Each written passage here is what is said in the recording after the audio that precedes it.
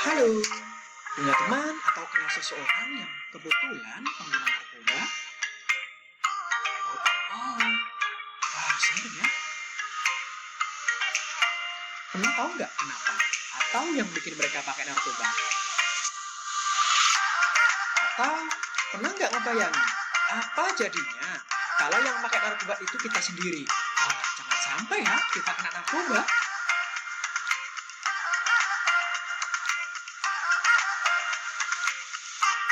Oke, narkoba atau sering disebut dengan nafsa adalah singkatan dari narkoba, psikotropika, dan zat aktif lainnya.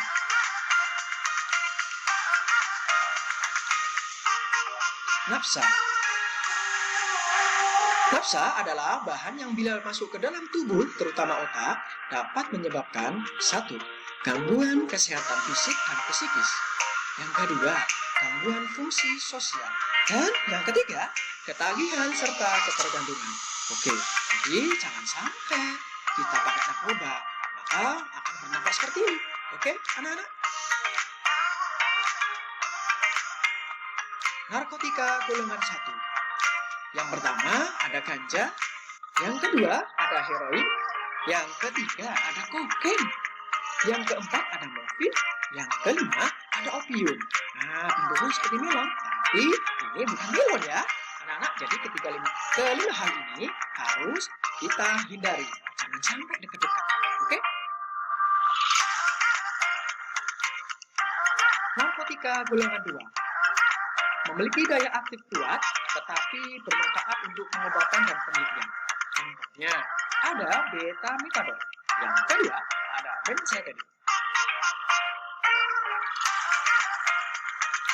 Narkotika golongan 3 memiliki daya adiktif ringan, bermanfaat untuk pengobatan.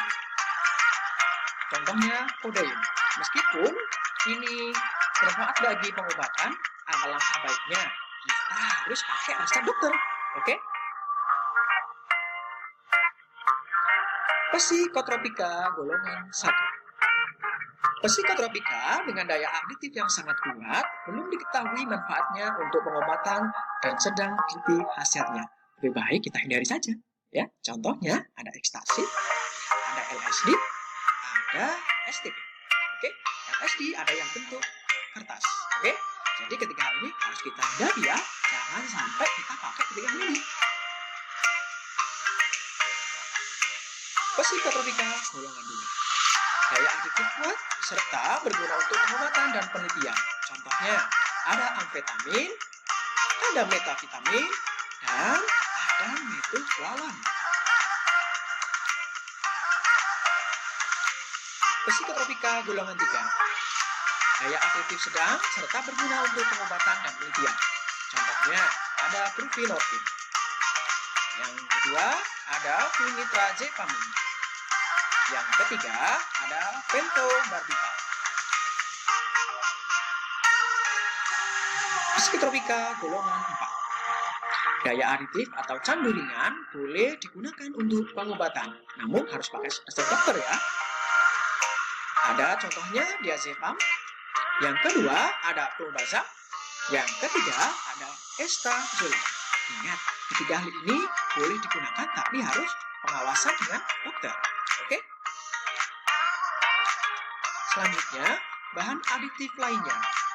Zat selain narkotika dan psikotropika yang dapat menimbulkan ketergantungan. Contohnya ada rokok.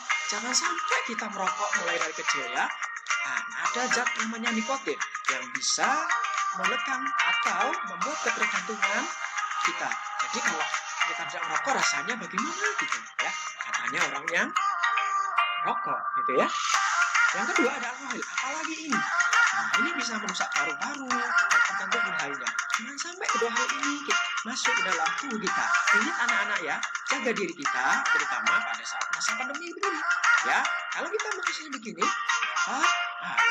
jangan-jangan kita nanti kena COVID, ya. Jadi, marilah hidup sehat.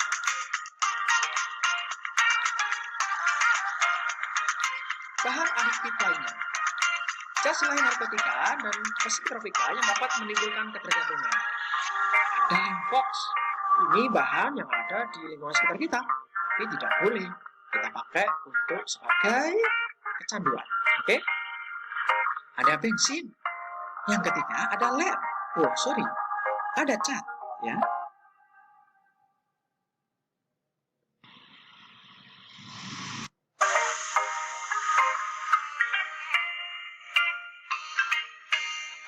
Oke, dampak negatif penyalahgunaan nafsa.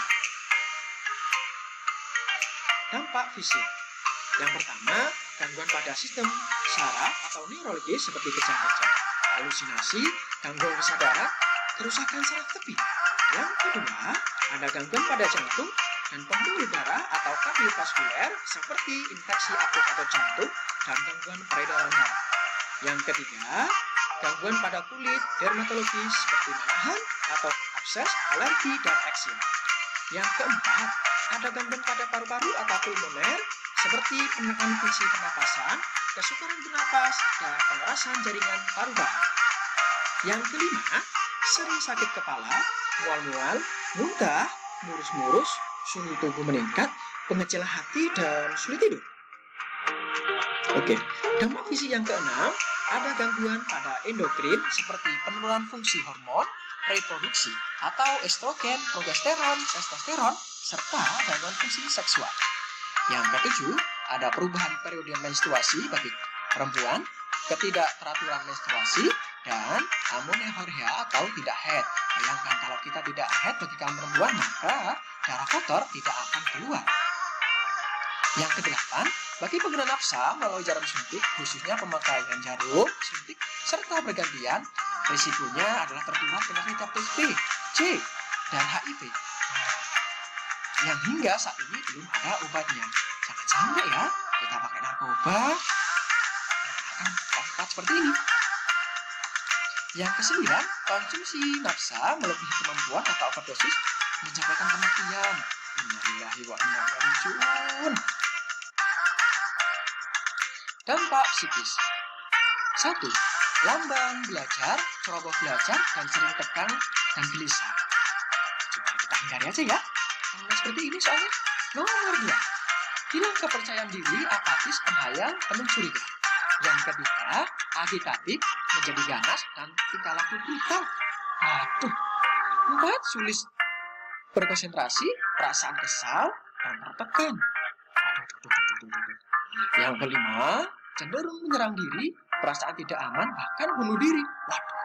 Bunuh diri? Belum saatnya kok bunuh diri. Oke? Dampak sosial. 1. Gangguan mental, antisosial dan asusila, dikucilkan oleh lingkungan. Yang kedua, merepotkan dan menjadi beban keluarga. Yang ketiga, pendidikan menjadi terganggu dan masa depan suram. Masa depan suram? Umur apa sudah masa depan suram? Oke, sebagai generasi penerus bangsa yang cerdas, kita tidak boleh menyalahgunakan nafsa karena dampaknya ditimbulkan akibat penyalahgunaan nafsa sangat berbahaya bagi kesehatan fisik, psikis, dan sosial.